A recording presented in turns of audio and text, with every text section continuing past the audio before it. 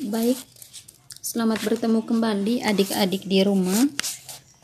Pada video kali ini saya menjelaskan tentang proses pembubuhan prefiks atau awalan ya. Ini adalah materi lanjutan, ini masih tetap pembahasan mengenai morfologi. Oke, mari kita ikuti terus penjelasannya dan simak baik-baik ya, jangan sampai di skip biar paham nanti ya. Jadi adik-adik di rumah, prefiks itu ada dua jenis. Ada prefiks asli bahasa Indonesia, juga ada prefiks serapan. Serapan ini dari bahasa asing dan bahasa daerah. Nah, salah satu prefiks asli bahasa Indonesia itu adalah prefiks men. Nah, dalam pembentukan kata, prefiks men ini selalu berubah-ubah ya. Artinya, perubahan bunyi pada prefiks men disesuaikan dengan morfem atau kata yang mengikutinya ya. Kemudian, karena akan berubah sesuai dengan huruf pertama pada morfem yang mengikutinya atau kata yang mengikutinya, sesuai dengan huruf pertama ya, ingat baik-baik. Kemudian, adapun kaidah perubahan bunyi pada prefiks men itu, yang pertama, prefiks men berubah bunyi menjadi meng ya, bukan menge tapi meng. Prefiks men berubah bunyi menjadi meng apabila diikuti dengan kata dasar yang diawali dengan huruf K, huruf G, huruf H dan KH, dan semua vokal A, I, U, E dan O. Nah, kita lihat di sini tadi penjelasannya itu prefiks men berubah menjadi meng apabila diikuti dengan bentuk dasar yang diawali oleh huruf, misalnya huruf K. Contohnya itu misalnya men tambah kaval ya, bukan menkawal tapi mengawal ya toh. Jadi men di sini ketika disatukan dengan kata dasar yang berawalan huruf K, maka huruf K-nya itu diluluhkan, mengalami peluluhan. Jadi bunyinya tidak begini mengkawal tapi mengawal. Kalau misalkan berikutnya itu prefiks men berubah menjadi meng pada kata yang diawali dengan huruf G, misalnya men tambah gurui, jadi bukan menggurui tapi menggurui ya. Kemudian prefiks men berubah menjadi meng pada kata yang berawalan dengan huruf H ya, misalnya men tambah haruskan.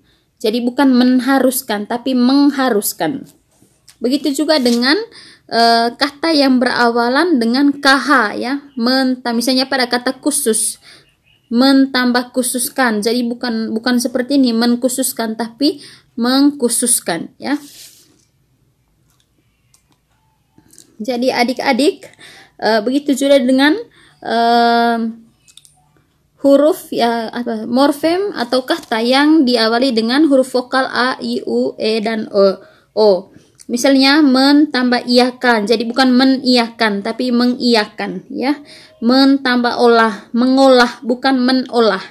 Sampai di sini paham ya? Itu dia.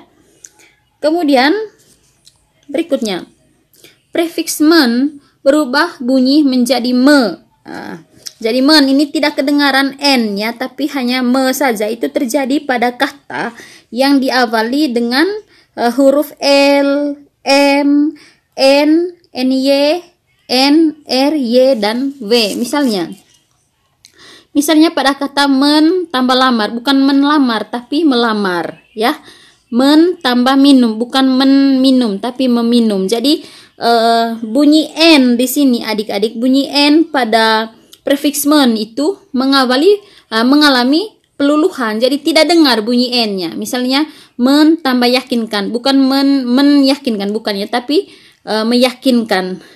Men tambah wajibkan, bukan menwajibkan, tapi mewajibkan. Begitu. Kemudian berikutnya, prefiks men tidak berubah bunyi apabila diikuti kata yang diawali dengan fonem D ya dan T, tetapi pada kata yang diawali dengan fonem T itu mengalami peluluhan. Misalnya pada kata men tambah desak, tapi di sini bunyi men-nya itu tidak berubah, men tambah desak tetap mendesak. Tapi pada kata men tambah tumis, pada kata yang diawali dengan huruf T, huruf T-nya itu mengalami atau bunyi T mengalami peluluhan. Jadi sini menumis bukan mentumis ya.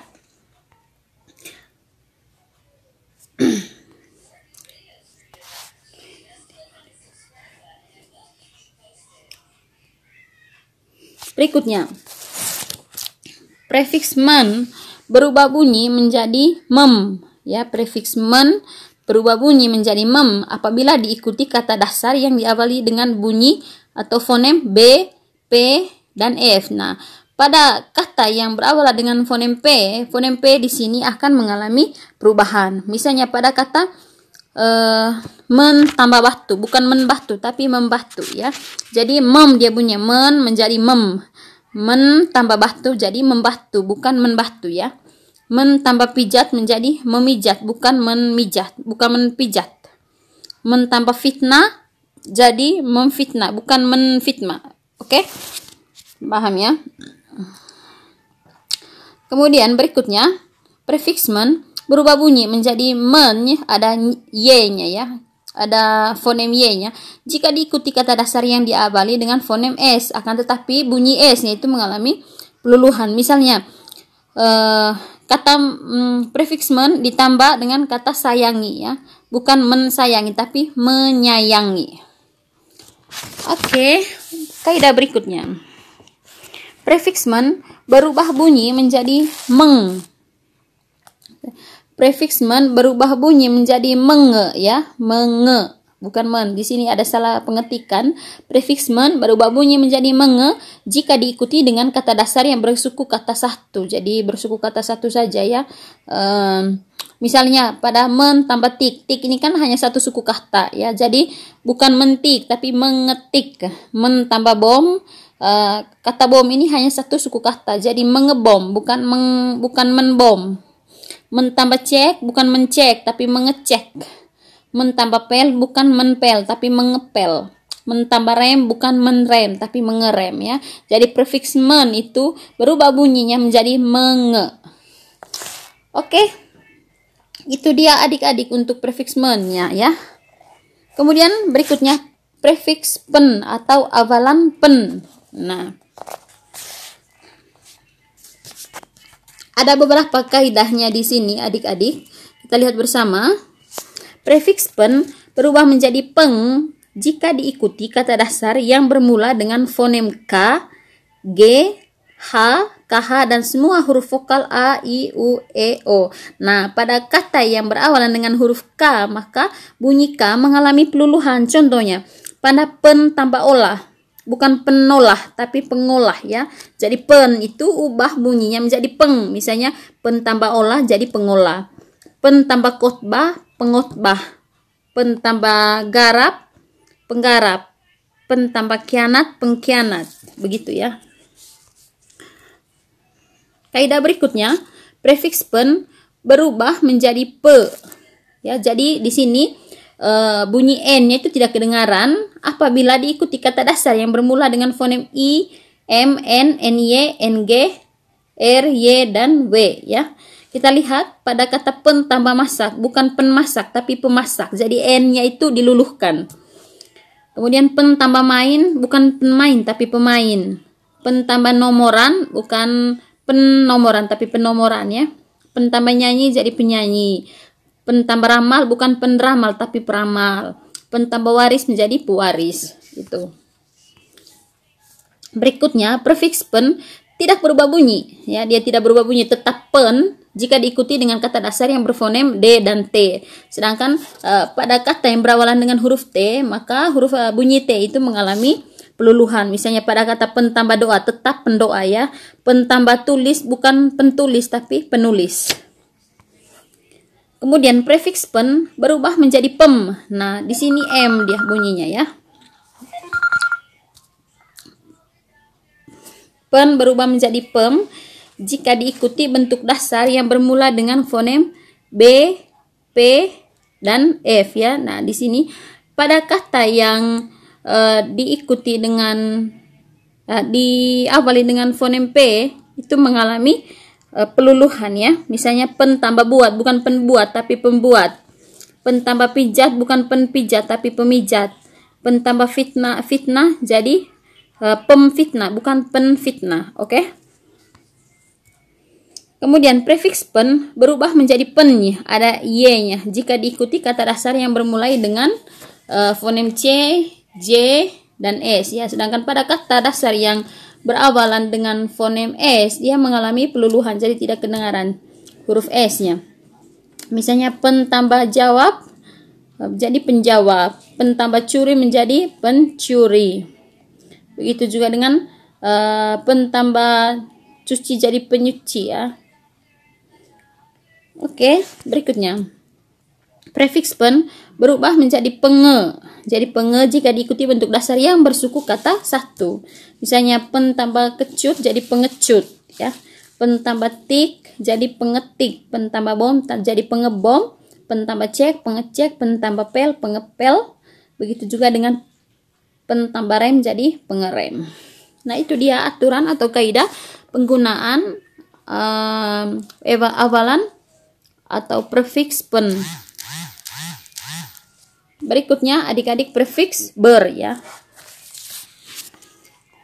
Prefiks ber selain beberapa jenis prefiks di atas, prefiks ber juga dapat mengalami perubahan bentuk yaitu be, ber, dan bel. Nah, tergantung pada morfem dasar yang mengikutinya.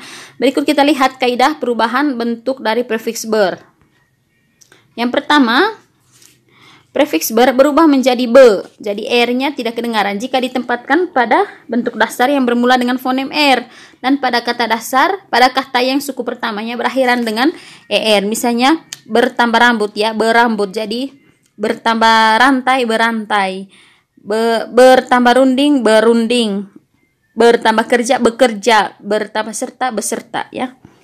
Kemudian prefiks ber tidak mengalami perubahan jika ditempatkan pada kata dasar yang bermula dengan fonem r atau suku pertamanya tidak mengandung fonem er. Nah, kita lihat pada kata bertambah doa ya, berdoa, bertambah sepatu jadi bersepatu. Kemudian prefiks ber berubah menjadi bel jika ditempatkan pada kata dasar ajar. Misalnya bel tambah ajar, bertambah ajar itu bukan berajar tapi belajar ya. Selanjutnya prefiks ter dan di ya, atau awalan ter dan di. Nah, begini adik-adik, berbeda dengan jenis prefiks lain. Prefiks ter ini mempunyai alofor, ter, dan tel, hanya terjadi pada kata-kata tertentu ya, seperti terlanjur dan telentang. Atau sedangkan prefiks di ini tidak mengalami perubahan sama sekali, artinya perubahan bentuk jika dibubuhkan pada morfem dasar atau kata dasar. Nah, kita lihat beberapa kaidahnya ya.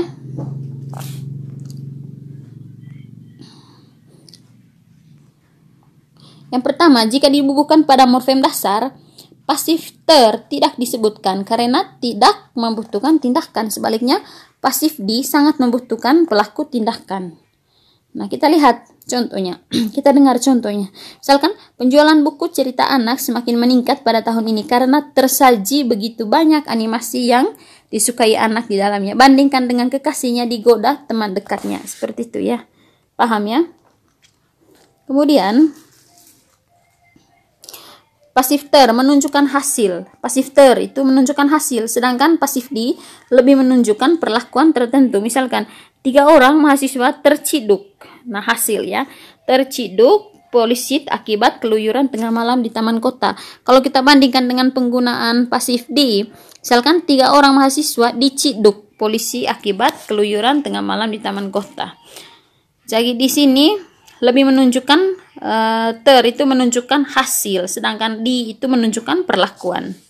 Kemudian pasif ter menyatakan ketidaksengajaan dan ketiba-tibaan ya, menyatakan sesuatu yang tidak sengaja, misalnya tersenggol, artinya dia tidak sengaja menyenggol orang tapi tersenggol ya. Terpelanting artinya dia terpelanting keluar tanpa sengaja dan tiba-tiba saja begitu. Sebaliknya, pasif di itu menyatakan sesuatu tindakan yang dilakukan secara sengaja ya, artinya ada kontra di sini antara makna dari pasif ter dan di. Nah, kita lihat contohnya. Dalam kecelakaan tersebut, 3 orang pejalan kaki tertabrak kendaraan beroda 2. Nah, tertabrak kendaraan ini berarti tidak sengaja mereka ditabrak ya, tidak disengaja. Sedangkan kalau pada kalimat ini, mahasiswi yang baik dan cantik itu dipukul kekasihnya hingga memar dan hidungnya berdarah. Jadi di sini ada unsur kesengajaan, itu unsur kegiatan memukul ya, paham ya. Kemudian prefiks per.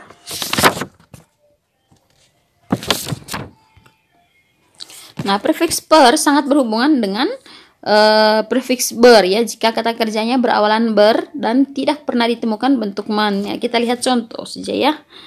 Misalnya bentuk ber pada kata bertapa, nah diubah menjadi pertapa. Kemudian dalam pembentukan kata prefiks ke, nah ini langsung ke prefiks ke kayak. Prefiks ke ini kita lihat pada halaman 62 ya. Dalam pembentukan kata, prefiks ke tidak mengalami perubahan. Hal yang perlu diperhatikan adalah perbedaan ke sebagai awalan dan ke sebagai kata depan ya. Bedakan ya, ada ke sebagai awalan atau imbuhan dan bedakan dengan ke sebagai kata depan. Nah, ke sebagai kata depan itu selevel dengan ke di dari ya. Kemudian perlu diingat bahwa ke sebagai kata depan kedudukannya sama dengan kata depan di dan dari. Jadi harus bedakan penggunaannya. Berikutnya penggunaan prefiks se.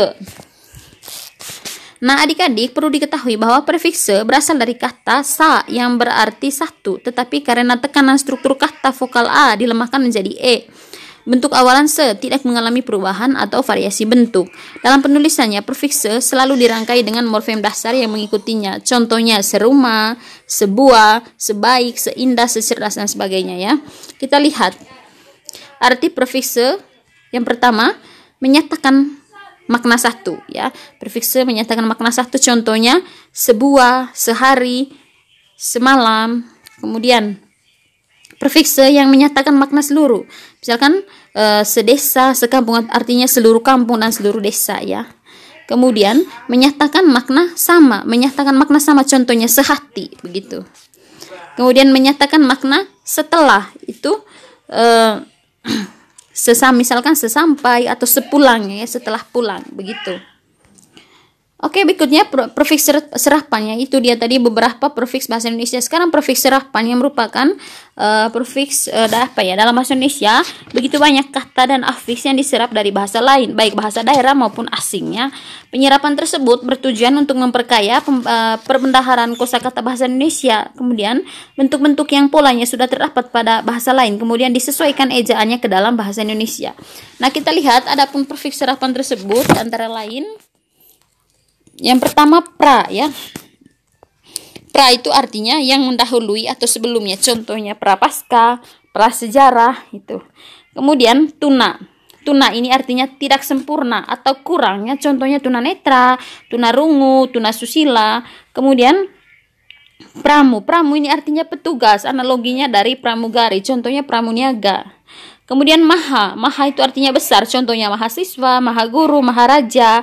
Kemudian non. Non ini artinya tidak. Contohnya non aktif, non formal, non keguruan. Kemudian swa. Swa ini artinya sendiri. Contohnya swasta, swalayan ya, seperti itu.